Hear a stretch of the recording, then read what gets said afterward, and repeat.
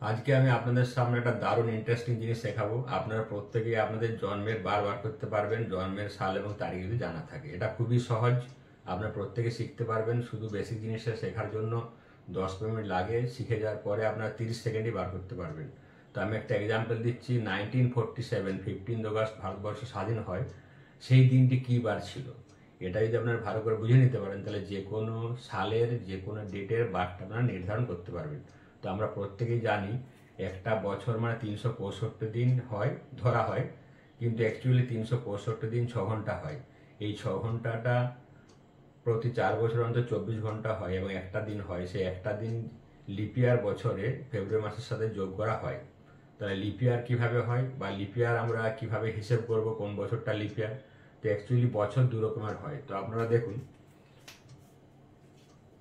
365 one ordinary ইয়ার।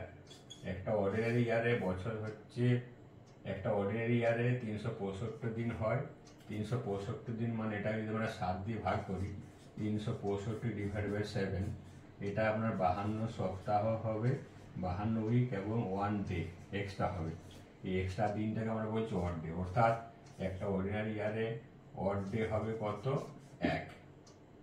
Lip ইয়ার, একটা lip ইয়ার 366 দিন হয়। 366 দিনকে যদি আমরা 7 দিয়ে ভাগ করি তাহলে 52 সপ্তাহ হবে এবং 2 দিন হবে এক্সট্রা।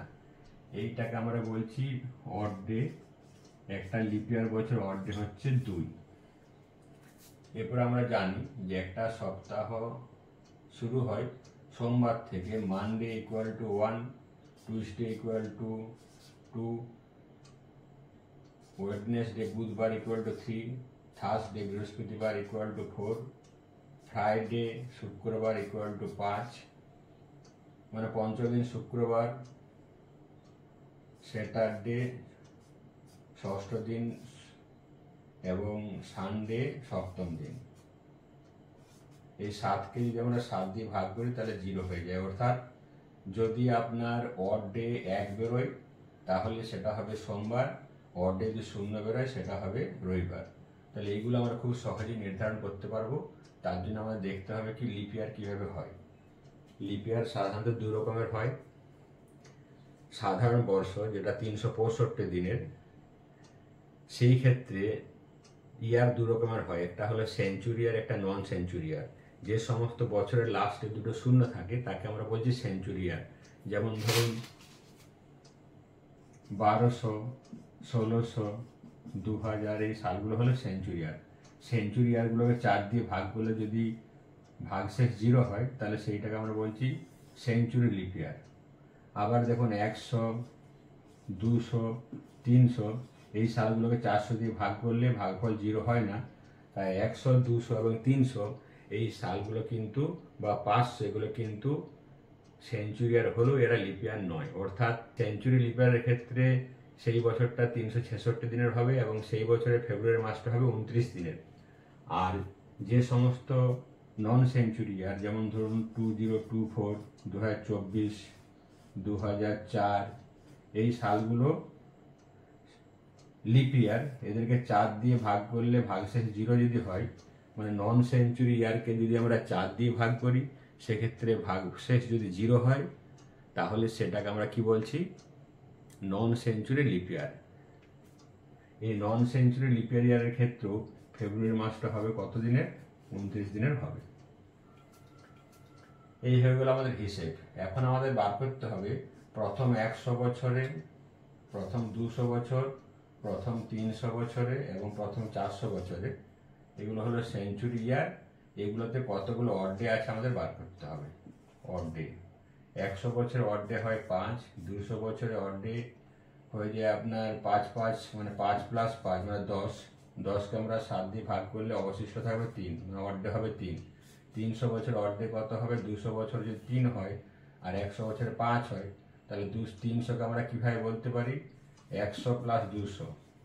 100 বছর অড ডে হলো 5 আর 200 বছর অড ডে হলো 3, তাহলে যোগ করলে হবে 8। 8কে যদি আমরা 7 দিয়ে ভাগ করি ভাগশেষ থাকবে 1, তাহলে অড ডে হবে 1। অর্থাৎ 300 বছর অড ডে হলো 1।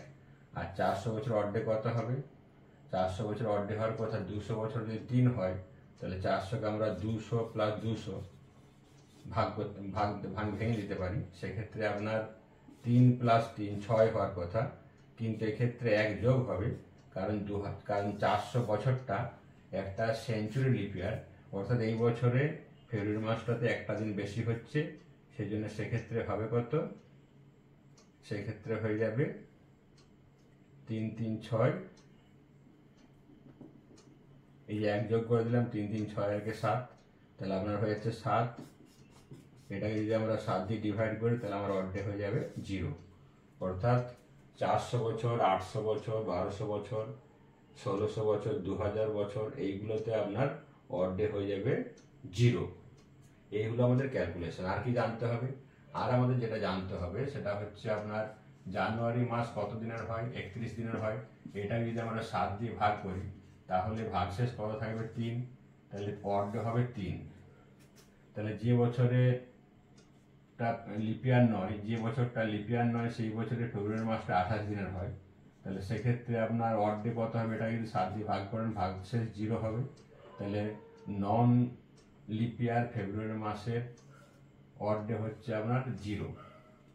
আর যদি লিপিয়ার হয় তাহলে 29 হলে সেক্ষেত্রে 1 হবে। তো এই মার্চের ক্ষেত্রে 31 তারিখের মাস, তাহলে মার্চের অর্ধে হবে 3, এপ্রিলের অর্ধে হবে 2, মে মাসের অর্ধে হবে 3, জুন মাসের অর্ধে হবে 2, জুলাই মাসের অর্ধে হবে 3, অগাস্ট মাসের অর্ধে হবে 3, কারণ এটাও 31 তারিখের মাস, সেপ্টেম্বর মাসের অর্ধে হবে 2, অক্টোবর মাসের অর্ধে হবে 3, নভেম্বর মাসের অর্ধে হবে 2 এবং ডিসেম্বর মাসের অর্ধে হবে 3।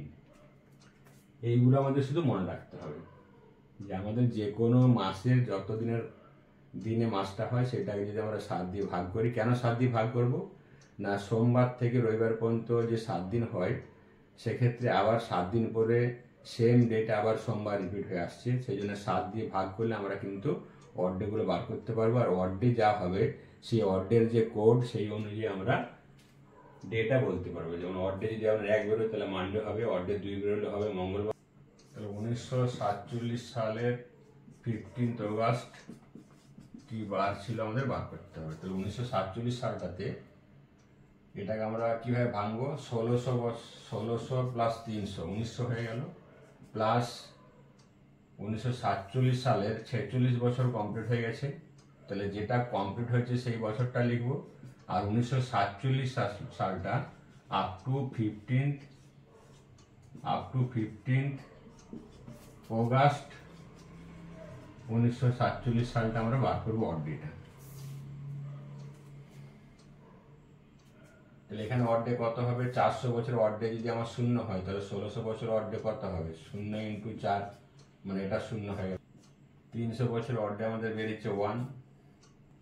46 বছর অর্ধে হবে, এটাতে আপনার কতগুলো লিপিয়ার আছে দেখুন, এটাকে যদি আমরা 4 দিয়ে ভাগ করি তাহলে 11 4 44, মানে 11টা লিপিয়ার হবে।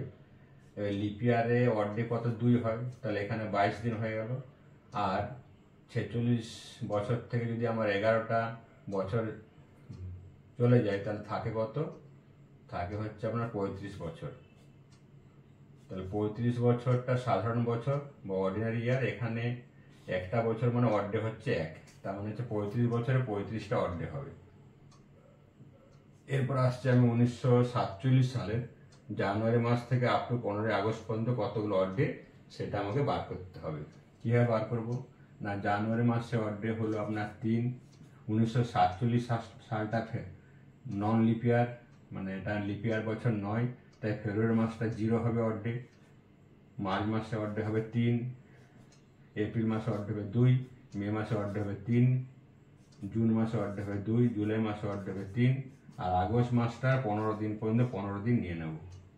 তাহলে কীভাবে বার করবো আমরা, এখানে আমার হয়ে যাচ্ছে 300 বছর হয়ে গেছে 1, আর 46 বছর এখানে আমার হয়ে যাচ্ছে 11 দুগুণে 22, তাহলে 22কে যদি আমরা 7 দিয়ে ভাগ করি 1 পড়ে থাকবে, তাহলে এখানে আমার অর্ধে হবে 1, আর 35 বছরে 7 5 35, মানে এটা অর্ধে 0 হয়ে গেল, মানে এখানে আমার 46 বছর অর্ধে বেরোবে একটা।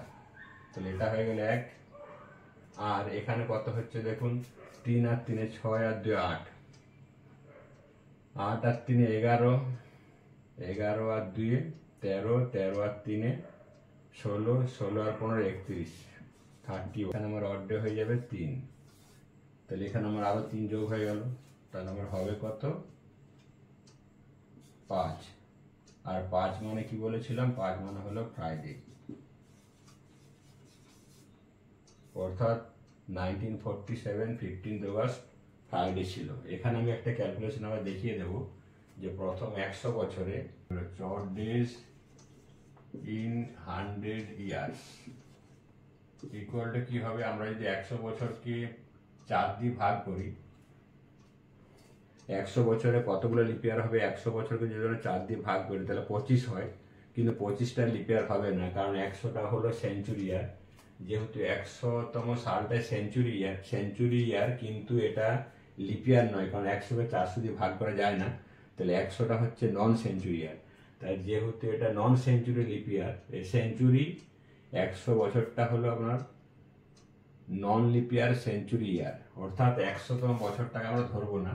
তাহলে যেখানে আমাদের 25টা হওয়ার কথা লিপিয়ার, সেখানে হবে কত, সেখানে লিপিয়ার হবে 24টা। তাহলে 100 বছরের লিপিয়ার হবে 24টা, আর তাহলে থাকলো বাকি 76 দিনটা হচ্ছে অর্ডিনারি ডে।